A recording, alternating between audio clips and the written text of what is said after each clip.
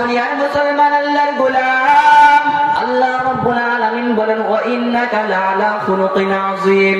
ও নবী, আপনার চরিত্র হলো উত্তম এক চরিত্র, এমন চরিত্র আর পৃথিবীর কারো নাই। এমন এক নবীর উম্মত আমরা। আল্লাহ রাব্বুল আলামিন আপনাকে আমাকে বানাইছেন যেই নবীর নামে দুরূদ পড়লে আল্লাহ রাব্বুল আলামিন সেই বান্দার নামে দুরূদ পড়েন।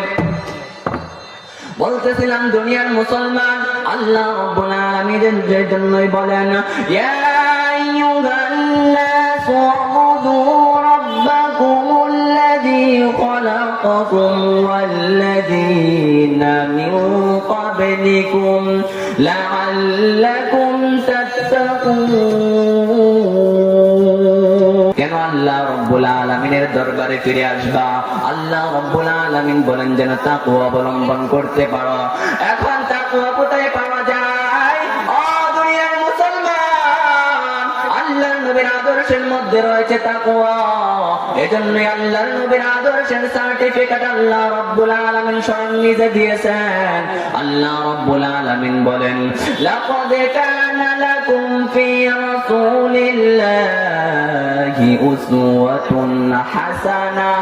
আল্লাহ রাব্বুল আলামিন বলেন ও দুনিয়ার মানুষ, আল্লাহর নবীর আদর্শের মধ্যে রয়েছে তোমাদের জন্য উত্তম আদর্শ। ও দুনিয়ার মানুষ, কাকে তোমরা ফলো করবা? আল্লাহ রাব্বুল আলামিন বলেন একজন মানব পাঠাইলাম, যেই মানবকে তোমরা যদি ফলো করো দুনিয়া ও আখিরাত তোমাদের জন্য ভালো হয়ে যাবে। দুনিয়া ও আখিরাতে তোমাদের কোনো চিন্তা থাকবে না। ও দুনিয়ার মুসলমান, এখন মুসলমান দেখা যায় মারামারি হয়, খুনাখুনি হয়, কাটাকাটি হয় মুসলমানে। কিন্তু এই দিন না, আরো অনেক দিন পরে আছে যেখানে শুধু মুসলমানদের জন্য ওই মুসলমানের বিজয় অবশ্যই আসবে। মুসলমানের বিজয় কেউ ঠেকাতে পারবে না রে দুনিয়ার মানুষ। একদিন মুসলমান বিশ্বটাকে শাসন করবে। এজন্যই আমরা দেখতে পাই আল্লাহর নবীর আদর্শের মধ্যে কত সুন্দর আদর্শ ছিল।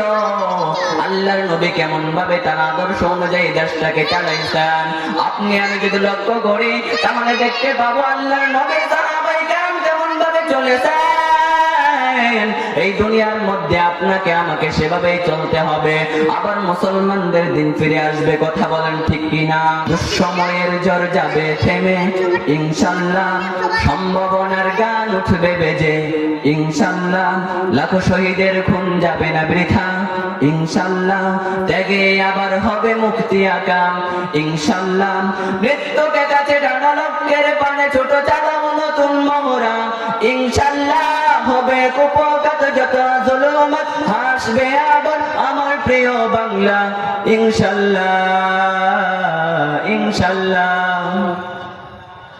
ইনশাআল্লাহ ইনশাআল্লাহ। ঝড় উঠুক আবার বিশ্বাসী চেতনার ঝড়, দুমড়ে মুচড়ে যাক অবিশ্বাসের হাত কাঁপুক জালিম থরথর। ঝড় উঠুক আবার বিশ্বাসী চেতনার ঝড়, দুমড়ে মুচড়ে যাক অবিশ্বাসের হাত কাঁপুক জালিম থরথর ইনশাআল্লাহ, হবে কুপকাত যত জুলুমাত হাসবে আবার আমার প্রিয় বাংলা ইনশাআল্লাহ ইনশাআল্লাহ ইনশাআল্লাহ ইনশাআল্লাহ। বলতেছিলাম দুনিয়ার মুসলমান আল্লাহর গোলাম, ওই দেশটাকে তুমি যদি ইসলাম দিয়ে চালাইতে চাও তাহলে আল্লাহর নবীর আদর্শ লাগবে। আল্লাহর নবীর আদর্শ কেমন ছিল? আল্লাহর নবী সাল্লাল্লাহু আলাইহি ওয়াসাল্লাম কারো উপর কোনোদিন জুলুম করেন নাই। আল্লাহর নবীর সাহাবায়ে কারো উপর কোনোদিন জুলুম করেন নাই।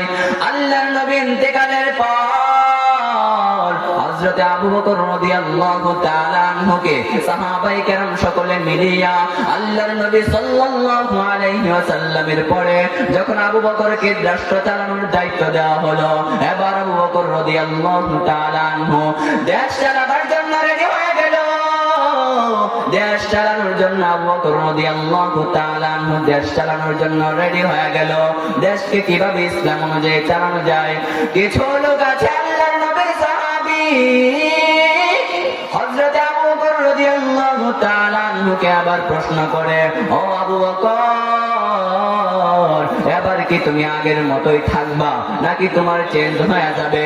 কারণ এখন তো তুমি রাষ্ট্র এখন তো তুমি আর সাধারণ মানুষ নও, এখন তো তোমার কাছে রাষ্ট্রের দায়িত্ব আছে।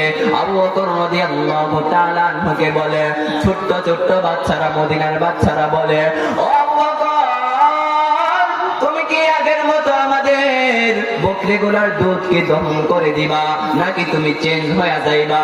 এবার আবু বকর রাদিয়াল্লাহু তাআলা আনহু চিৎকার মেয়ে ডাক দিয়ে বলেন, ও মদিনার সাহাবীরা, ও মদিনার শিশুরা, ও মদিনার বাচ্চারা, শুনে নাও, শুনে নাও। আমি আবু বকর যেমন ছিলাম তেমনই থাকবো। আমি আবু বকর আগেও যেমন ছিলাম, ক্ষমতা পাওয়ার পর তেমনই থাকবো। বলতেছিলাম দুনিয়ার মুসলমান, আজ দেখা যায় ক্ষমতা পাওয়ার পর মানুষের পাখা গজায়। ক্ষমতা চিরদিনের না। আল্লাহ রাব্বুল আলামিন বলেন, কুল্লু নাফসিন যায়িকাতুল মাউত। কিছুক্ষণ আগেও এদিক দিয়ে একজনের মাইকিং চলতেছিল, মৃত্যুবরণ করেছে। দুনিয়ার মুসলমান, আল্লাহর গোলাম, মরণ কখন এসে যায় বলা যায় না। সকলকে মরতে হবে, এজন্যই মরার প্রস্তুতি আপনাকে আমাকে নিতে হবে। ক্ষমতার মালিক, টাকার মালিক হইলেই বড়াই করা যাবে না রে দুনিয়ার মুসলমান। আর আপনার আমার বা কতটুকুই বা সম্পত্তি আছে? ফেরাউন, হামান, কামানের দিকে তাকান, ইতিহাস করে দেখুন তাদের কেমন সম্পত্তি ছিল, কেমন সম্পত্তির মালিক ছিল তারা।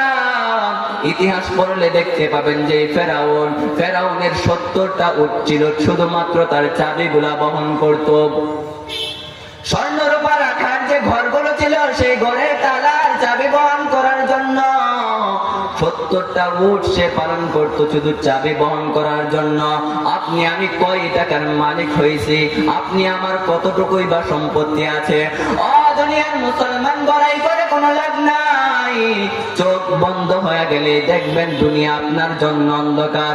এজন্যই আল্লাহর নবী হাদিসের মধ্যে বলেন, ও দুনিয়ার মুসলমান, কবর মানুষকে প্রতিদিন ডেকে ডেকে বলেন, আনা বাইতুদ দুর।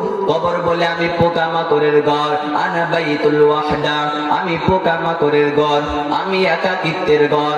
আনা বাইতুত তুরাব। এবার কবর ডেকে ডেকে বলে, আমি হলাম মাটির ঘর, আমার মাঝে আসো, আমল নামা নিয়ে আসো। দুনিয়ার মুসলমান, এখন আমল নামা আর হয় না। আমল নামার দিকে আর বয়ান কেউ করে না।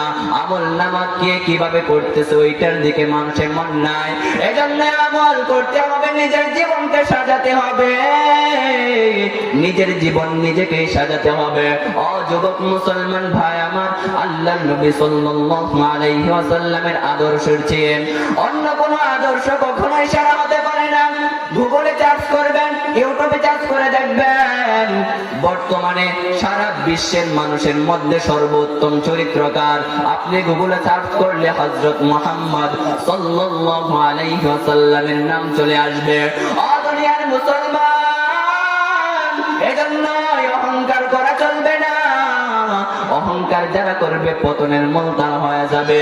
আল্লাহ রাব্বুল আলামিন বলেন, তোমাদেরকে আমি বানাইলাম, ওয়া মা খালাকাতুল জিন্না ওয়াল ইনসা ইল্লা লিয়াবুদুন। আল্লাহ রাব্বুল আলামিন কোরআনুল কারীমের মধ্যে ডেকে বলেন, দুনিয়ার মানুষ, তোমাকে আমি বানাইলাম একমাত্র আমার ইবাদতের জন্য। যুবক মুসলমান ভাই আমার, এখন ইবাদত খুব কমই হয়। আমি আইয়ুবকে পরীক্ষা করতেছিলাম, তারপরও কি আমার ইবাদত করে কিনা। অন্যদিকে শয়তান এসে আইয়ুব আলাইহিস সালাতু ওয়াস সালামকে ওয়াসওয়াসা দেয়, ও আইয়ুব, তোমার পুরোটা শরীর পোকায় ভরে গেছে, তারপর তুমি তোমার মালিককে ভুলো না। এখন তোমার জিহ্বা পর্যন্ত ভরে গেল, তারপর তুমি তোমার মালিককে বলতে চাও না। বলতেছিলাম আইয়ুব আলাইহিস সালাতু ওয়াস সালামের স্ত্রী, একজন স্ত্রী, দুইজন স্ত্রী, তিনজন, চারজন পর্যন্ত স্ত্রী ছিল। হঠাৎ করে একদিন আইয়ুব আলাইহিস সালাতু ওয়াস সালামের প্রথম একজন স্ত্রী, আইয়ুব আলাইহিস সালাতু ওয়াস সালামের প্রথম স্ত্রী বলে, আমাকে বিদায় দিয়ে দেন, ও প্রাণের স্বামী আমার, আমি আর আপনার দরবারে থাকতে চাচ্ছি না। আইয়ুব আলাইহিস সালাতু ওয়াস সালাম বলেন, চলে যাও।